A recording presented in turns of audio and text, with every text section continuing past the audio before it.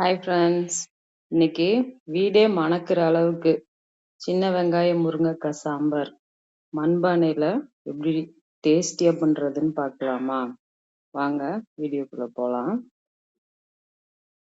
இப்போ நாம் சாம்பார் செய்கிறதுக்கு பார்த்தீங்கன்னா இந்த கப்பில் ஒரு 2 கப்பு துவரம்பருப்பு எடுத்து நல்லா வாஷ் பண்ணி வச்சுருக்கிறேன். இது ஒரு 150 கிராம் வரும். இது கூட கொஞ்சமாக தண்ணி ஊற்றி இதை வந்துட்டு ஒரு 3 விசில் வச்சு எடுத்துக்கலாம். நம்ம இப்போ நம்மளுக்கு வந்து குக்கரில் வந்து பருப்பு ரெடி ஆகிறதுக்குள்ளே நம்ம இங்கே சாம்பார் ரெடி பண்ணிக்கலாம். இப்போ பார்த்திங்கன்னா நான் 2 முருங்காய் எடுத்து இந்த சைஸில் கட் பண்ணி வச்சுருக்கிறேன். அது கூடவே ஒரு 10-20 சின்ன வெங்காயமும் ஒரு குட்டி தக்காளி எல்லாத்தையும் வாஷ் பண்ணி கட் பண்ணி எடுத்து வச்சுக்கிட்டேன். இப்போ பார்த்திங்கன்னா நம்ம சாம்பார் செய்கிறதுக்கு மண்பானை அடுப்பில் வச்சுட்டு முருங்கைக்காய் வெங்காயம் எல்லாத்தையுமே உள்ளே சேர்த்திக்கலாம்.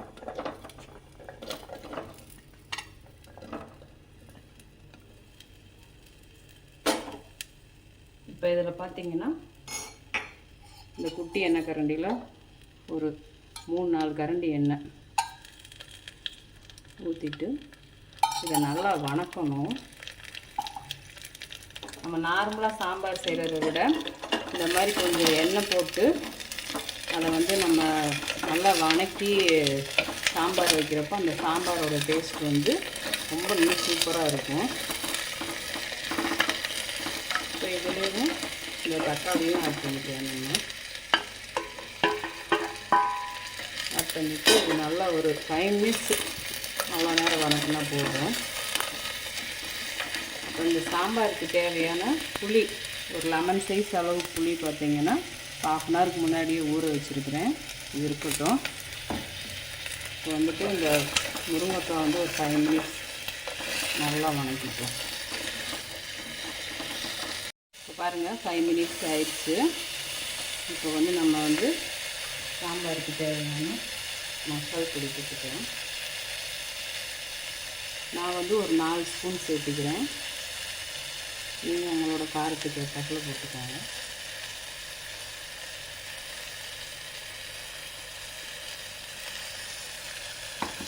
அதுலேயும் இப்போ தேவையான அளவு உப்பும் போட்டுக்கலாம்.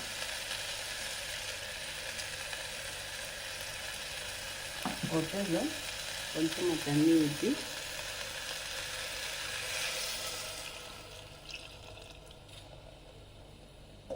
நல்லா கிளறி விட்டுக்கலாம். இப்போ பார்த்திங்கன்னா நம்ம வந்துட்டு குக்கர்லேயே சில சமயம் சாம்பார் செய்வோம், இல்லாட்டி கடாயில் செய்வோம், இல்லாட்டி ஏதாவது சில்வர் பாத்திரம் அந்த மாதிரி பாத்திரங்கள்லாம் சாம்பார் வைப்போம். நம்ம அப்படி சாம்பார் வைக்கிறதுக்கும் இந்த மாதிரி மண்பானையில் சாம்பார் வைக்கிறதுக்கும் டேஸ்ட்டு ரொம்ப டிஃப்ரெண்ட்டாக இருக்கும். பார்த்திங்கன்னா இந்த மண்பானையில் உடனே சாம்பார் வச்சு சாப்பிடுங்க, ரொம்ப டேஸ்ட்டாக இருக்கும். பார்த்திங்கன்னா இப்போ வந்து இது வந்துட்டு ஒரு 5 to 10 மினிட்ஸ் இந்த முருங்கைக்காய் வேகட்டும். இப்போ வந்து நம்ம சாம்பாரில் வந்துட்டு முருங்கைக்காய் சாம்பார் வந்து புளி ஊற்றக்கூடாது. ஏன்னு பார்த்திங்கன்னா முருங்கைக்காய் நல்லா வேகாது. நம்ம நல்லா வெந்ததுக்கப்புறம் புளி ஊற்றினோம்னா கரெக்டாக இருக்கும். இப்போ 10 மினிட்ஸ் வேகட்டும். நம்ம அதுக்கப்புறம் பார்ப்போம் எப்படி இருக்கு. இப்போ பாருங்கள் நம்ம 10 மினிட்ஸ் ஆயிடுச்சு. எந்த அளவுக்கு முருங்கைக்காய் வெந்திருக்குன்னு பார்க்கலாம். வெந்துருச்சு முருங்கைக்காய். பாருங்கள் இந்த முருங்கைக்காய் இந்த மாதிரி ஓப்பன் ஆகிற மாதிரி ஆயிடுச்சுனாலே வந்து முருங்கைக்காய் வந்து நல்லா வெந்துருச்சுன்னு அர்த்தம். இப்போ வந்து நம்ம பருப்பு ரெடி ஆகிடுச்சான்னு பார்ப்போம். விசில் அடங்கிருச்சு பாருங்கள். பருப்பு நல்லா வெந்துருச்சு. இப்போ நம்ம வந்து கரண்டியில் இதை மதிச்சுக்கலாம். நல்லா பாருங்கள் நல்லா வெந்துருச்சு பருப்பு 3 விசில்.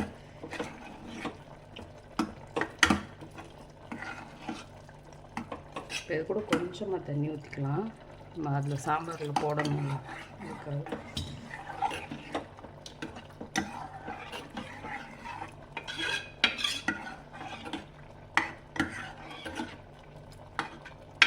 இப்போ அதை அப்படியே நம்ம இந்த காய் வெந்துட்டுருக்கு பார்த்திங்களா, அது கூட சேர்த்துக்கலாம்.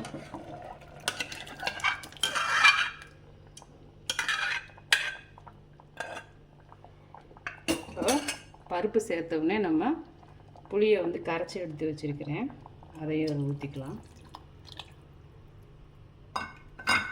இப்போ அதை நல்லா மிக்ஸ் பண்ணிக்கலாம்.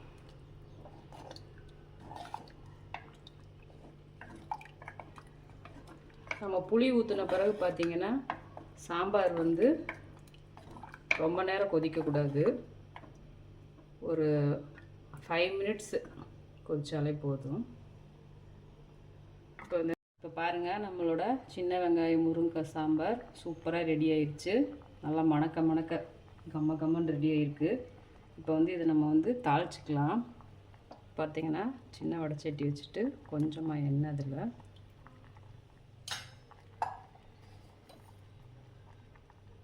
ஒரு 1/2 ஸ்பூன் கடுகு சேர்த்திக்கலாம். கடுகு வெடிக்கட்டும்.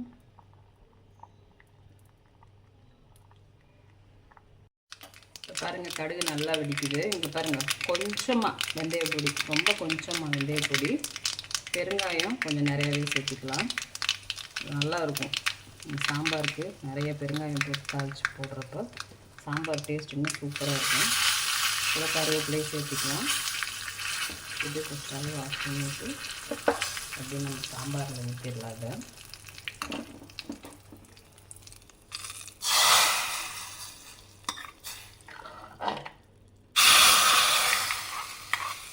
இப்போ பாருங்கள், நம்ம சின்ன வெங்காயம் முருங்கைக்காய் சாம்பார் சூப்பராக ரெடி ஆயிடுச்சு. இதே மாதிரி நீங்களும் செஞ்சு பாருங்கள். டேஸ்ட் எப்படி இருக்குன்னு கமெண்ட்டில் சொல்லுங்கள். வீடியோ பிடிச்சிருந்தா லைக் பண்ணுங்கள், ஷேர் பண்ணுங்கள். நெக்ஸ்ட் வீடியோவில் பார்ப்போம். பாய்.